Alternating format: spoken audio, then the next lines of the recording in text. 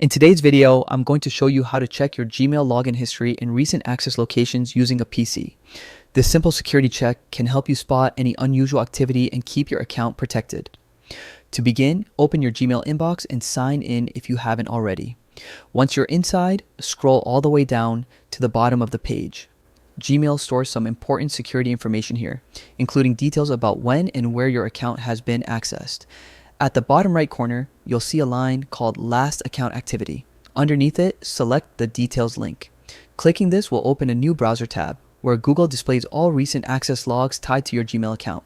On this page, you'll find a table showing the type of access, IP address, location, as well as the exact date and time of each login. The most recent activity is shown at the top, making it easy to review quickly. Take a moment to go through each entry. Check whether the devices, locations, and times match your usage pattern. Common locations might include your home network, workplace, or a trusted device you frequently use.